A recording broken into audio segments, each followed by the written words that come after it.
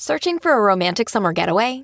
Escape with Rich Girl Summer, the new Audible original from Lily Chu. The exquisitely talented Philippa Soo, returning to narrate her 5th Lily Chu title.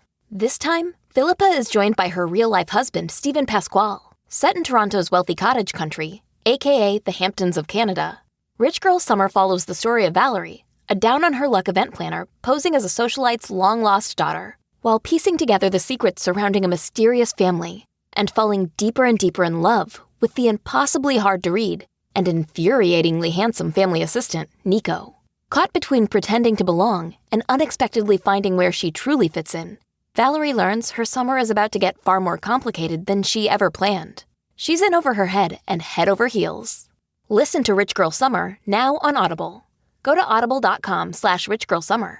Why choose a Sleep Number smart bed? Can I make my site softer? Can I make my site firmer? Can we sleep cooler? Sleep Number does that. Cools up to 8 times faster and lets you choose your ideal comfort on either side. Your Sleep Number setting. It's the Sleep Number biggest sale of the year. All beds on sale, up to 50% off the limited edition smart bed. Limited time. All Sleep Number smart beds offer temperature solutions for your best sleep. Check it out at a Sleep Number store or sleepnumber.com today. All-Star Toyota presents Off the Bench with Jacob Hester and Matt Flynn. Hands to Hester, and Hester, yep, got it, 5 out of 5. From carrying each other to a natty to carrying each other on the air. Flynn is back to throw from the end zone. Boom! Live from the Mercedes-Benz of Baton Rouge studio. It's Off the Bench.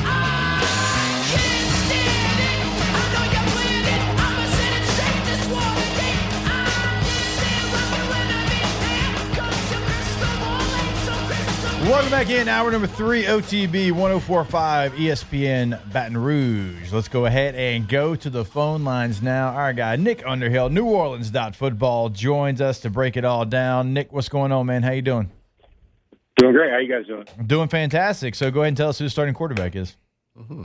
Man, I don't know. It's a tough decision. I want to hear you guys. Who do you guys got? Let's start with that. All right, so I'll give you my breakdown, okay? They both have moments. They both kind of, and Matt and I were just talking about it during the break. You can kind of flip the preseason games, and it's kind of the same thing, right? Tyler came in the first game, looked really good in the second half of a preseason game. Same thing for Spencer in this last game. Here is why I think that Spencer Rattler should be the starting quarterback. This is going to be an off-schedule team.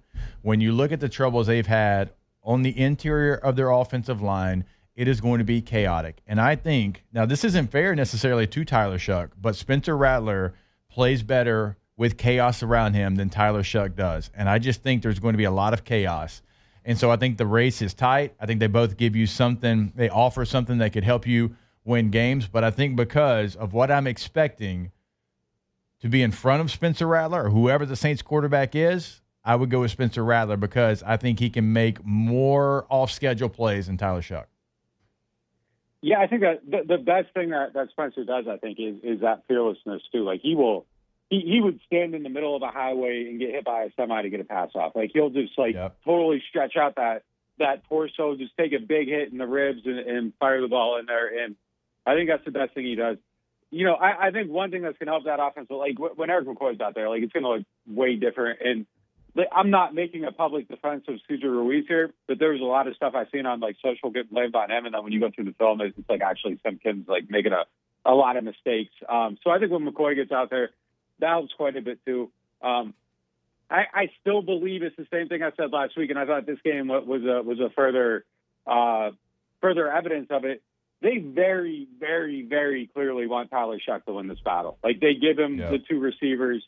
They let him, finish the whole half. Like they absolutely want him to be the guy. I don't know which direction it goes. I think if I were making the decision, I would probably come up with a plan right now where I would give Spencer the first 4 games and let it go from there. My expectation would be, and I'm speaking as if I'm their coach, not like myself. Like they drafted Chuck. They want Chuck to play. They want him to get most of the games. They want to evaluate him. They think he has a chance to be their future. They made that decision with Rattler on their team. Like they want it to go that way. I think they'd be open-minded to new information. Obviously, my plan right now, if I were the coach of the team, I would say, all right, I'm going to get Spencer, Arizona, San Fran, Seattle, and Buffalo, knowing that those games are probably going to be really, really hard. And at the end of it, that could be something where you're 0-4 and completing 52% of your passes, have, twice as many interceptions as touchdowns, and you are in a very bad spot. I would give those to Spencer knowing that my guy, is staying clean from that, gives a chance to come in and maybe not go through that gauntlet and have a clean start in week 5. Maybe some of the noise is silenced. But on the other end, if Spencer goes through that and he excels, there you go. You got great information and you keep him in there and you let him keep rolling. But that would probably be my plan at the beginning of it. I really do think it's a coin flip. I hate to be a prisoner of the moment. The deciding factor for me would be basically what you were saying. Spencer is better in chaos. And in chaos, we've seen Tyler Shuck flip the ball away, and we've seen him do that in a training camp practice. And I thought that was his worst moment of camp. And if you go to his college film, there's one of those where he kind of puts it away and it turns into a pick six. It's just thing he does. I would assume they've reconciled that in their mind that this isn't a huge deal right now. I think it's one of those things where if you don't fix it, it ends up defining who you are as a quarterback. But they must think that they can fix it. But for me, that would be the deciding factor right now. It just feels like Spencer's more in a spot where he can kind of handle some really nasty, tough, ugly stuff, and Shuck kind of flipped the ball away, and that's it's not a break point for me right now. It's way too early to be talking like that, but it's something that's on that list of things that's you can't let this keep happening. That has to change immediately, and we've seen it twice now since he's been here. Well, Rattler has shown to be better with chaos around him, but Shucks certainly hasn't shown that he's better than Rattler in a pocket with a clean pocket. I think they've both been pretty good at going through their reads. Their completion percentage has been pretty good. They've run the offense, but things are going to break down. We just don't have the personnel, the roster to have it look clean every single play. Nobody does. So I guess I want to kind of go back to what's the basis of thinking they want Shuck to be the quarterback? Why do you think that they want to push that? And I guess the statement of they desperately want him to be the starting guy. Well, I would erase the word desperately, but on April 25th, 2025, at 6 p.m., they had Spencer Rattler on their roster, and they decided at 6:45 p.m. to draft Tyler Shuck and said, this is our guy. And that's the 40th pick in the draft. And you could have used that pick to draft a wide receiver that you need. You could have used that pick to draft a tight end that you need. They decided, no, this guy is the guy that's going to give us a better chance to win, knowing that Derek Carr was leaving their building. So basically they were looking at it right there at that moment, who's going to give us the best chance of starting a game? And I think, that's my interpretation of it. I mean, I think they decided that they could get a better player than Rattler. And, you don't draft a left tackle if you feel good about your left tackle. And I know it's a little bit of a different position, but, they could have very easily made a decision. Hey, we're going to get a wide receiver to support Spencer. We're going to go out. We're going to get a veteran backup, a non-threatening veteran backup to put behind him that can, maybe help mentor this room or whatever, and go that way. But they made the decision that we're going to go all young guys. One of these guys is going to win. And I think every single thing we've seen is kind of been stacking the deck toward giving him the more advantageous situations to succeed in the preseason. And if they didn't have a lean towards Tyler Shuck, I would, from my role where I would have to sit back and say, what are you guys doing? Why would you draft this guy and not try to foster an environment for him to succeed if you identified him I think that the quarterback that's going to fit your system? I think if they knew Derek Carr was not going to be here, then that leaves Spencer Rattler in your roster with Jake Haener. You have to pick somebody, right? You got to pick somebody. You're not going to pick somebody in the 7th round. You got to pick a good quarterback to fill and get more talent because you don't really know. But I would think if they would push it, they would have more of the reps skewed toward Shuck. He would have gotten the majority of the reps, right? I feel like it's been pretty even. It's been really even in the preseason games, at least. We were talking about it, the production from Rattler and Shuck was mirror images of each other. I think game 1 and game 2. I thought Shuck and Rattler, when they both started the games, I thought they did some worked the offense well, good completion percentages, made all the throws they were supposed to. And then when they also came in as a second guy in each of the games, they threw for more yards. They each got 2 minute situations. They had more opportunities. They each threw a pick. They each had an explosive play. Like I think they were really mirror images of each other. So I think they've done a good job. And I think we can all agree that as to this point, now they're going to, whoever the quarterback is going to have time, they got to go win games. But to this point, quarterback is not the issue on this team or for this offense. So tell me, what have you seen? Where can they improve? Is there improvement to be made with this offense from a protection standpoint, from a running game standpoint, run blocking? Yeah, well, real quick, I don't disagree. I think that it's been a pretty fair battle. I just think there's a couple little things in there that lean toward that, getting the 2-minute drill against the Rams in the joint practice at the end. Spencer didn't get those reps. He's on the sideline next to Hainer. Mm-hmm. Going through practice, it's about 30 more passes for 30 more reps probably for Shuck. I could give you the exact number, but later. But he was up a little bit, but it's there's just a slight little all right, we're going to give him an Olave and Rashid, and we're not going to give those guys to Spencer. But we'll see what happens in Game 3. I mean, I think they need to get a dress rehearsal.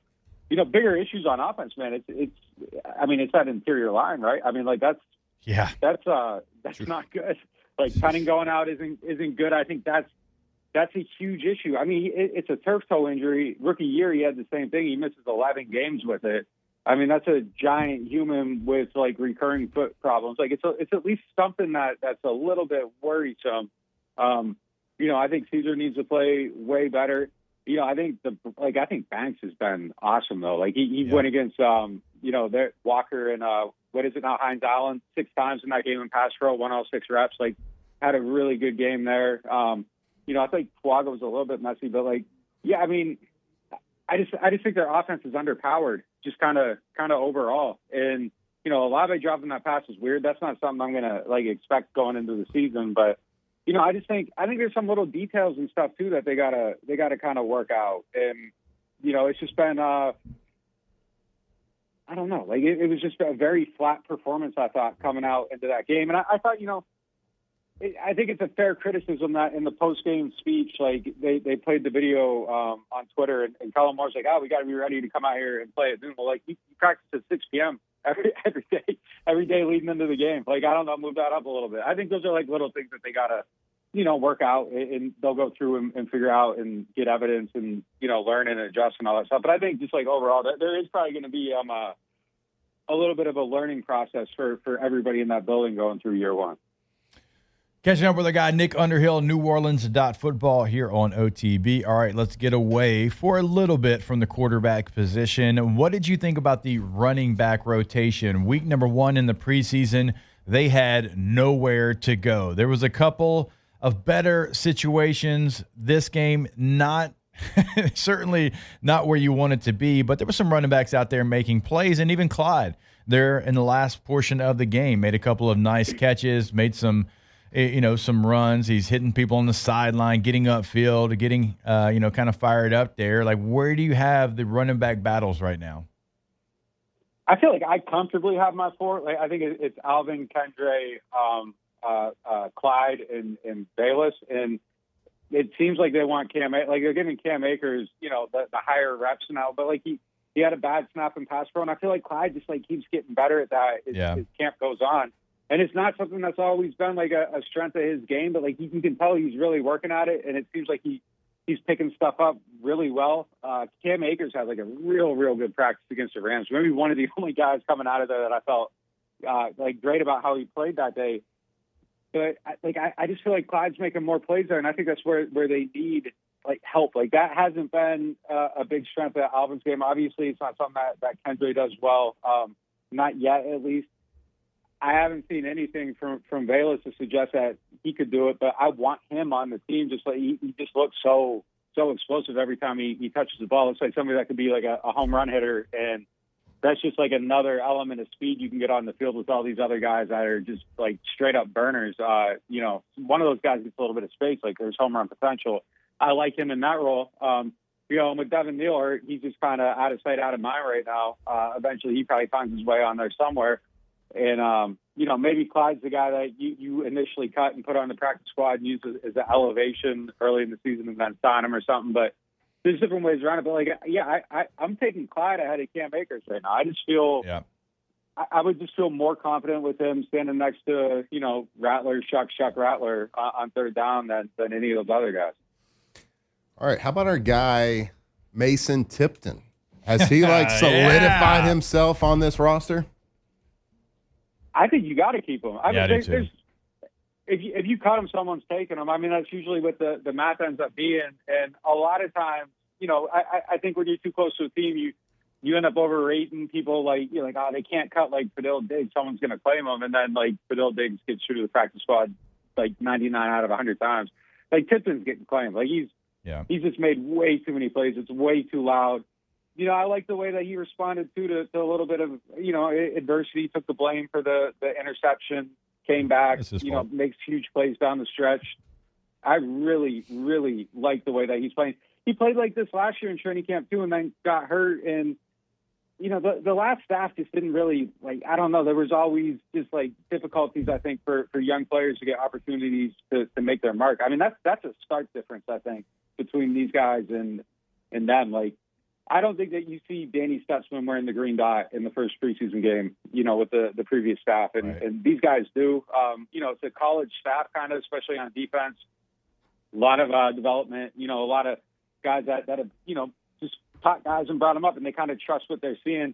And, I think especially early on, there's not a fear of, going to younger, unproven guys because, your job's not on the line and you don't feel well, if I go to this young guy and he makes a mistake, he's going to get me fired. You can absorb some of that early on. I say that to say that, I think Tipton's going to get real opportunities, and I don't know that he got a ton of them last year, even with all the injuries.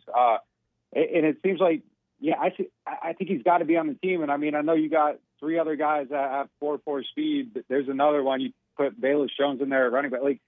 It could be a track meet out there. There are probably times, there's going to probably be some exciting play. He had one against the Rams, ran a little shallow cross, cuts it up the field, had a 60-yard touchdown, and it was a real play. Nobody was in range to hit him. So I like the home run hitting ability. I like the fact that they got 2, 3, 4 guys that could probably turn a check down into a touchdown.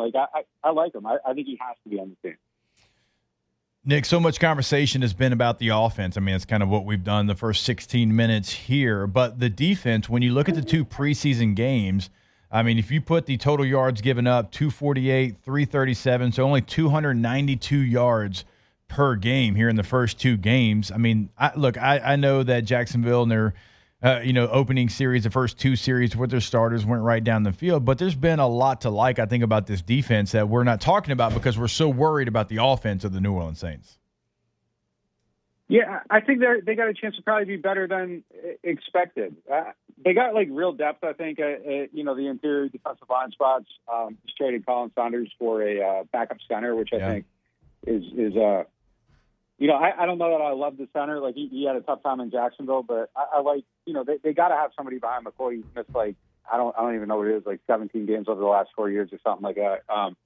So that was important. But yeah, I think the defense has a chance to be better than we expected coming into the season. I think day after day they've looked good in camp. I think they're probably not as good as they look in this camp because they're going to, I think there's some inflation going against this offense, obviously, but they seem very organized. They seem very energized. It feels like, the details are all on point. And I think more importantly, man, there's just I don't want to use a corny word here, but there's a joy back on that side of the ball with those players that I think was missing the last couple of years. I think there was a lot of frustration with how things were going, especially last year. Some of the staff changes in that, Todd Grantham, the guys on the D-line.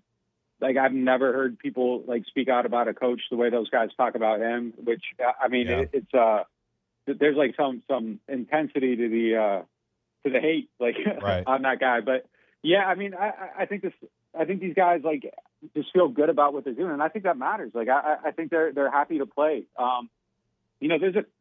There's a closeness actually too, with that secondary. That safety group, they're just always around each other. The corner, all those guys getting along. I don't know.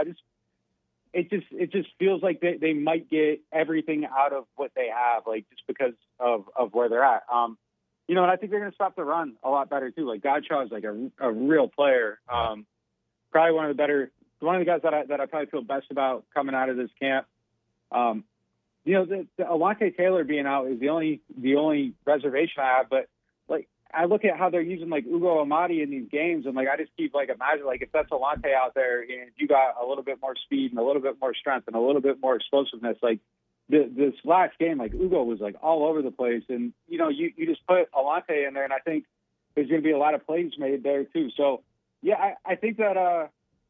I think out of everything, like I feel way more encouraged about that side of the ball, and I think they're a legitimate spot for optimism. And like on top of all that, it feels like they got a real player off the street the day before camp starts, and Julian Blackman. Like he's made a ton of plays. He seems to fit really, really well. Yeah. So yeah, it feels like there's a little bit of if you're looking at both sides of the ball, it feels like there's a little bit more of a foundation on defense right now, and I'm definitely encouraged by them. And yeah, I'm optimistic about it. I think, within the parameters of, their talent level, but I feel good about like what they're building over there. And I think when we look at training camp up to this point for the Saints, so it's easy to get kind of lost in the quarterback battle, easy to get lost in like talking about different personnel. But I feel like one question we don't hear a lot or hear talked about is like, what about the job that Kellen Moore is doing as a brand new head coach? First time being, I'm sure there's learning curves, there's mistakes made, there's things that he is doing for the first time, but like, can you grade or rank like what the job that he's done up to this point, as far as like, with the battles and the rotations and managing schedules and managing like inter squad practices, things like that? What would you rank his job up to this point? It's a good question, because I think especially like at quarterback, and then with the personalities involved and all that, and you have to remember like everything Rattler's been through in his journey to get here, and how things happen with like Caleb Williams. Like he's someone that could probably very easily, and I don't want to be unfair projecting like thoughts and emotions onto somebody, but he's probably somebody that could very easily feel scorned. There's probably some PTSD residual stuff, like how different things have played out in his career. And I don't think anybody could look at this. Again, there's like two or three little, like we spent 15 minutes dissecting it, and it comes down to like two or three little things within it. I don't think that anyone could really say that this battle hasn't been handled with some degree of fairness. And you can't really sit back and be like angry about things. And I think that's a tough situation to manage. And I think he's done a really good job with it. It's two young guys at the beginning of their careers who probably feel like the weight of the world is on the outcome of this. I mean, I bet, if you're a quarterback in that battle and you feel like you lose this battle, there's probably an element of like, you feel like, am I ever going to get a chance again? And all that. So like, I think he's done a good job of mitigating a lot of like jealousy and all that stuff like that. You don't see it. You don't hear it either. And I've covered the league long enough that like, you hear things like, when things aren't going well and there's anger and there's jealousy and all that stuff, like it usually makes its way over here. Like I haven't heard anything yet. So I think that he's managed that well. I think the veteran players, like he's done a great job of getting them to buy in. All I can do is compare two situations, and it's crazy to say this because like DA had been around forever, and it seemed like he should have been their guy. The way people talk about Kellen Moore is vastly different than how they were talking about DA through the first month of his tenure, and we haven't seen any fireworks at all anywhere. Last time it was 10 days into it, and granted it's a tough personality, but like you have like Chauncey Gardner-Johnson starting all kinds of stuff, like him not getting along with it. You go through some of the interviews from those very first OTA, and you got people asking players, hey, like, what do you think about DA getting this job? And it's like very lukewarm, or like even some like, yeah, I'm not going to comment on that. And like, I don't know if that was like a Sean Payton thing. Don't want to take sides against somebody, but it was definitely weird. Like there is not weirdness right now, which, having gone through this just a couple of years ago, I think that's a very good sign on, the buy-in, the culture, all that stuff. Now, I've only covered Parcells type coaches, Bill Belichick, Sean Payton, DAs from that branch. The way they handle practice and the time aspect of it is very, very jarring. Like there's a major element of like culture shock. Like they've had two practices that went over 90 minutes. They take every third day off. Like that's definitely different to me. I don't know what the impact of that is. I'm guessing, as I ask around, it sounds like that's how the Eagles and the Rams and, some of these younger, younger organizations with younger coaches. I think they just probably think about time efficiency differently. And, we'll see what the outcome of that is and if it adjusts at all in year 2 or whatever. But, I mean, the buy-in is significantly different, I think, than what it was when DA took over. All right, there he is, our guy, Nick Underhill, NewOrleans.football. Good enough to join us every single Tuesday morning here on OTB. Nick, we appreciate the time as always, sir, and look forward to our next conversation. All right, guys, take it easy. Thanks, Nick.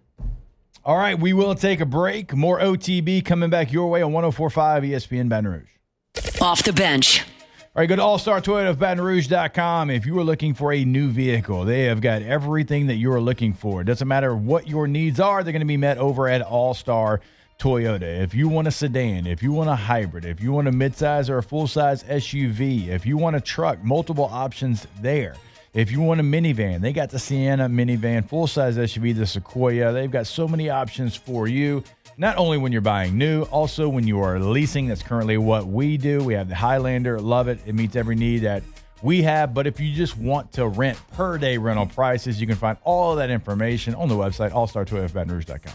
Yeah, we all know when it's that time you're driving around in your current car and you're like, man, it's just time. I've had this car for a long time. We got a lot of miles on it. It's time for an upgrade. Well, let All-Star Toyota help you with that, whether it's buying a brand new car, a used car, a long-term lease, whatever it is. Go see their inventory, what they have on the lot, on their website right there. Start the trade-in process, allstartoyotabatonrouge.com.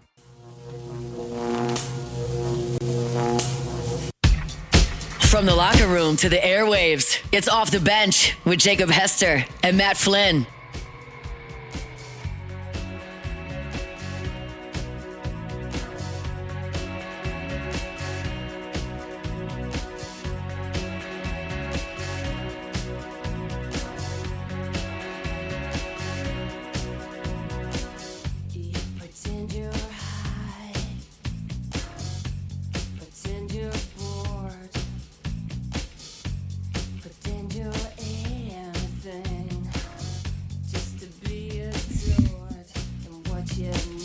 All right, welcome back in. It is OTB at 104.5 ESPN Baton Rouge. I want to remind you about our friends over at Tommy's Windows, Doors, and Siding. Go Tommy's, G-E-A-U-X. Tommy's with a Y.com is the website. Once you get to the website, you'll clearly see the difference. You can check out testimonials of past clients, a gallery of work right there on the homepage, and you can check out the awards. Year after year after year after year. That's all they do is stack championships over there at Tommy's. Also, 2025 Best Windows in Baton Rouge and the Advocate.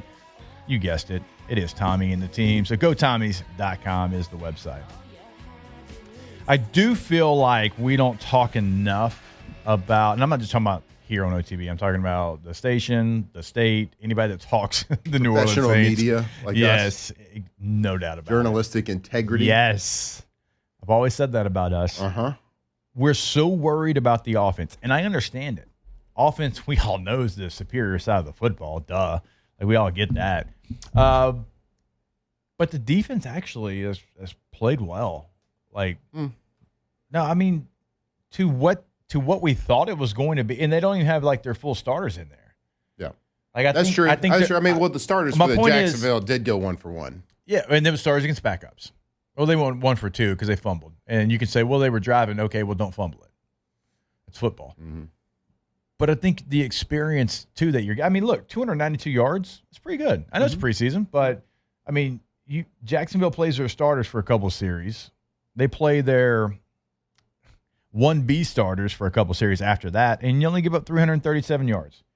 So you're giving up 292 a game. And like right now, the experience that you're getting, like a Danny Stutzman wearing the green dot in the middle of that defense, I do think that is going to pay off for them. Now, I would like to see the starters get some action, certainly, in the last preseason game, because look, you don't want to roll out there cold. And I get you got an older defense. I understand all that. But I do think you're getting some good experience for some young players that I'm actually pretty excited about. Well, the Jacksonville Jaguars, I feel like Jaguars. I feel like they are going to be pretty. Duval. Yeah, I feel like they're going to be pretty dangerous here, but they're kind of like a souped, like a depth perspective. They're like a souped up version of the Saints. Like, they're really good. They got some really good talents and pieces on their one deep, Like you start digging into the backups, they're still they haven't been a perennial good team. So they're dealing with they're just dealing with better starters on a roster standpoint. So once you start rotating backups in for the Jaguars, they at that point, their movement of the ball is not going to be quite as good. So that helped a lot. That helped the Saints a lot. Hey, look, you're going against first-round pick in ETN. You're going against the number 1 overall pick in Trevor Lawrence. For a drive. 2 drives.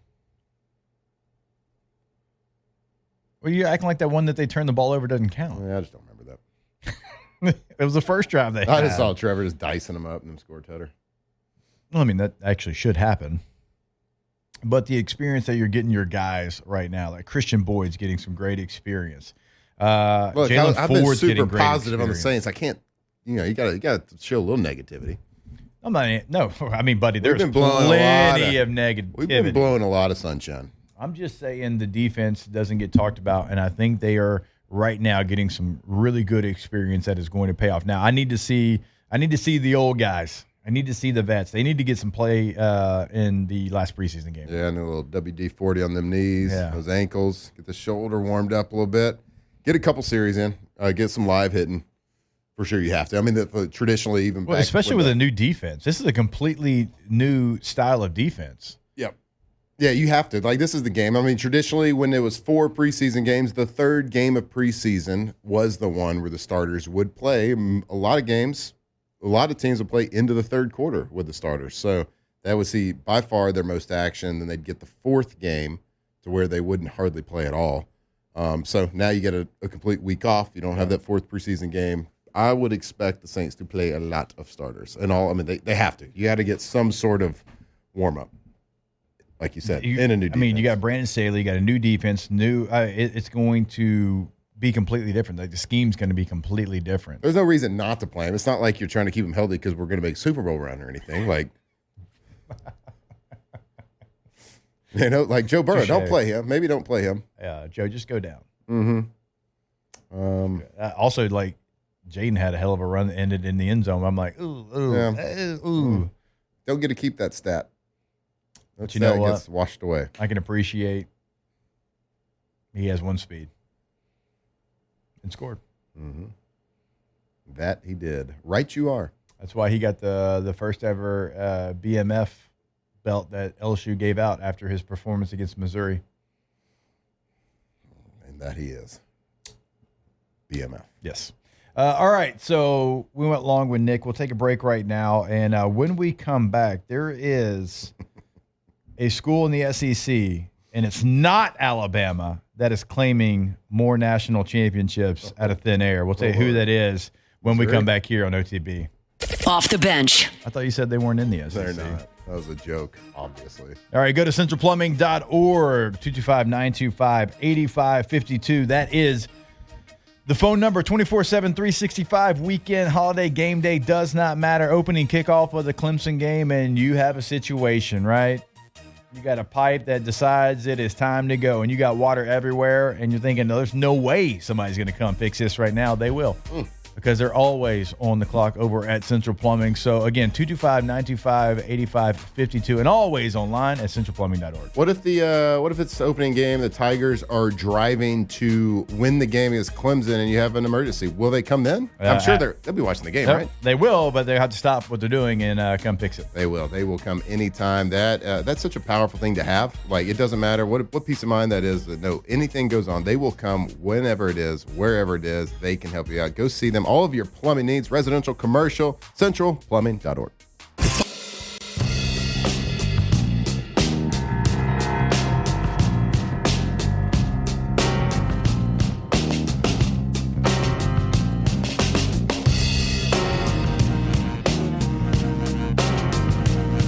From the locker room to the airwaves, it's Off the Bench with Jacob Hester and Matt Flynn.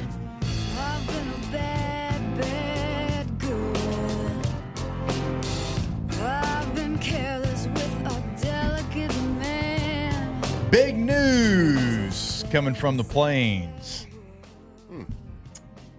The Auburn Tigers will now officially claim 9 football national titles. 9. That's almost 2 hands. Well, I mean, look, they've got a great case study within their own state to claim national titles that didn't really happen.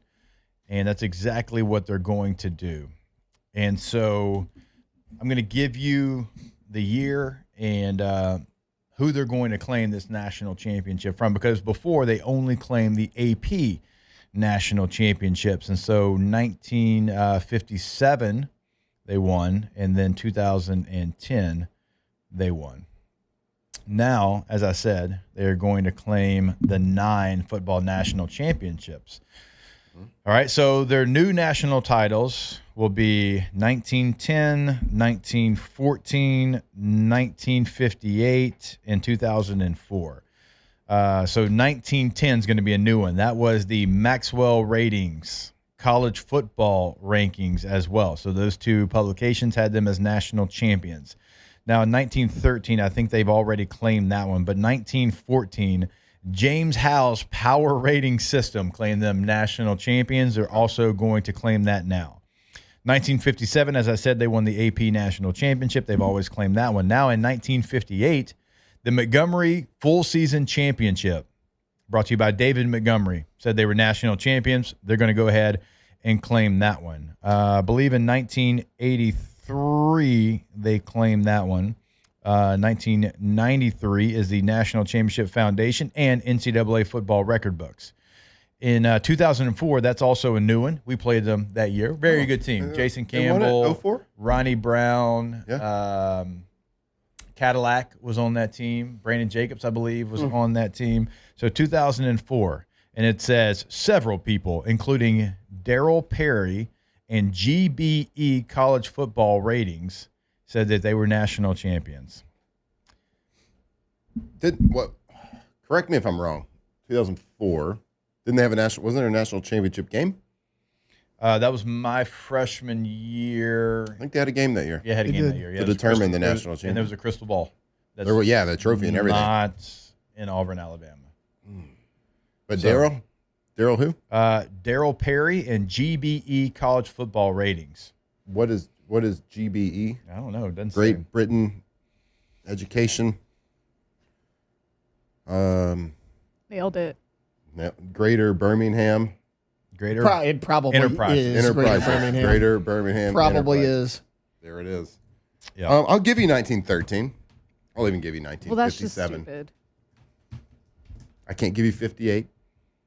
Was any of these reports? 1958 was taken already. You said 94 is real? Which one is real? I'm not None sure of any them. of them. Are any of them real? I mean, we don't know about 1913. They could have made that up. That's for why all I gave know. it to them. Yeah. They can have it. But that's just so stupid. Like, who cares? 1914 on the precipice of World War World I. War I. Yeah, what are we Well, doing? 1958, the LSU Tigers Oh, yeah, won the of national course. Yeah, so that championship. is So, ours. Yeah. 2004. They didn't even finish number 2 in the country, by the way. Claiming 2004 is Like insane. Auburn didn't. That is a little wild. Auburn did not finish number 2 in the country in 1958. In 1958, the Iowa Hawkeyes did. But Auburn's like, yeah, we'll take that go one. add that one. Yep, we got it. Are you UCF? Yep. You're too big of a program to be doing something like this. Like this Yeah. is what Alabama did back in the 70s. Yeah, Alabama's they notorious for doing it. But do you Singer remember, Sewing Machine Company named them. Kentucky tried to do this like 5-6 years ago. They tried to do the same, and then like they made trophies from like Oh the my ones that they were gosh, claiming, that's and a they got step too roasted far. so much that they were like, no, we're just kidding. Yep. We're just kidding. We're not going to do that. We're not going to do that. There's a lot of people that want LSU to claim 1908 because LSU was number 1 in 1908 undefeated. But honestly, like credit to LSU, they're not doing it. But what's Like the LSU's point like of we that? want our legitimate national championships. Like if you remember in 19, they added it to a statue and there was like 5 spaces and everybody's like, they're going to claim 1908 too, and they haven't done it yet because you get backlash like this when you do that. And like 04, should they have been in the national championship? I think so. They were better than Oklahoma, but you know what? You weren't in it. Hey, they had a game. You're going to be UC. Game You're got going to be played. USC. You want to be compared to USC? Try to claim 2003. You want to be UCF? Like you're Auburn. You're a little bit better than this. Huh. Or I thought you were. So Just because old Charlie from down the road Yeah. had a little the ranking. only years. So I mean, to just after the fact, go say yes, 7. Let's add 7 national champ. That's wild. Are they going to hang the Because- banners? Probably if They're they're going to claiming unveil them. them all at once. Just drop 7. So the only ones that they Big ceremony this actually year. have claim to is 1957. They went 10-0, led the nation in defense, finished number 1 in the AP poll. Good year. But they were on NCAA probation and not allowed to play in a bowl game. That was in 1957, which they have up in the stadium. That's one that's like they actually claim. Well, you're not it. In 2010, we all know, like we talked about yesterday, it was Cam Newton versus everybody, and they went out there. They won that one.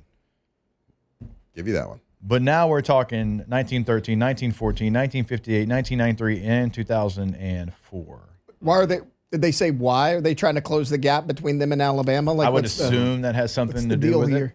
What would be more desperate and sad? Them claiming national championships that happened a century ago based on some random person's like list and what they thought, or claiming a national championship because you beat the national champ. Like, what if Kentucky claimed national championship in 07? So they beat us. They're both pretty That's pathetic. worse. Yeah. That's worse, dude. Like, it's worse for UCF to claim it in 2017. Like, in my opinion, the worst one Auburn's claiming is 2004, which is probably Yeah, the it best is. argument because they were a good team, but they didn't play in that game. We watched it play.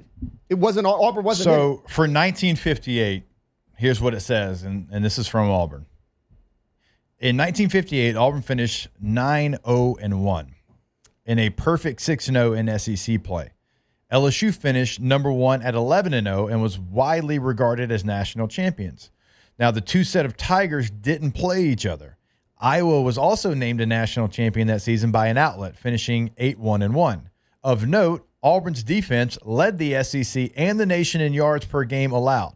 The Tigers' offense led the SEC in total yards per game. So they're trying to make it sound like, yeah, we had a tie. LSU didn't lose or have a tie. They were 11-0. We were 9-0-1. Remember, they didn't get to play in a bowl game that year because they were on probation. But like we led the SEC in offense, and we were really good on defense as far as like yards per game allowed. Look at the stats. You're going to stats? Like you don't have claim to it. You tied a game. You were on probation. You didn't even play in a bowl game. It's just sad, Auburn. What are y'all LSU, please never do this. Ever, ever, ever, ever, ever, ever. So I'm looking it up right Stay now. hydrated, though. The NCAA recognizes LSU as the 1908 national champs, and LSU is still And never they don't. claimed I it. know. The NCAA website has Well, they LSU. haven't. They probably hadn't had a chance to fix it since Auburn claimed it. They'll fix it. It's true. It's crazy. Give them a few days. NCAA doesn't do much fast, so. But you know what, though? I mean, their argument in 1910 is pretty solid for Auburn. They finished 6-1, 5-0 in the SIAA. Whoa. 6-1. Yeah. That's going to be their record when they make the 2018 playoff. Yeah. 6-1. Touche. I mean, All right. championships just All don't right. mean anything anymore. Auburn, come on, man. You're better than this. Don't That's do this. pretty sad. This is sad. It's just sad. All right. We'll take our last break of the show, wrap it up like we do every single day, answering your questions. We'll ask the bench here on OTB. Off the bench. All right, go to Get Gordon. GetGordon.com. Gordon McKernan Injury Attorneys. Throughout the state of Louisiana, they can help you out. When you go to the website, you can have chat right there on the homepage of the website. You can see cases they can handle for you. You can see past client results. When I say throughout the state of Louisiana, I mean in cities like Bro Bridge. All right, cities like I can't. it can be a Oh big my one. gosh. It can be a big one. Shreveport. Yep, I heard it. Cities like Sicily Island. no doubt about it. It Nice. is that area Even code there? followed by 888-8888. Throughout the state of Louisiana, they can help you out. From Pineville to DeRidder to Cutoff, Thibodeau, all the way up to Kinder. Ruston, Louisiana, everywhere in between. Call that number, 888-8888. Go to the website, getgordon.com, because you get Gordon and you get it done. Hey, Gordon. From players to legends, Hester and Flynn break down LSU football like only champions can.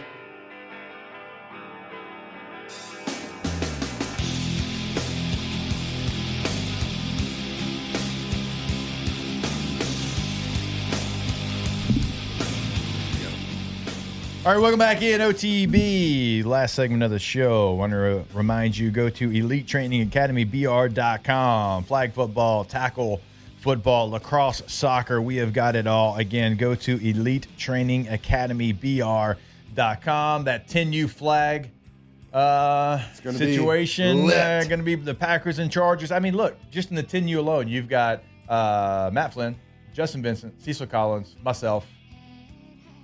We're going to have some battles out there. Looking forward to it. We're going to have some coach fights. Do y'all need a defensive coordinator? Because I can do that. Well, don't play the star position. EliteTrainingAcademyBR.com. Alondra asked this question. Worst casual nickname to be called?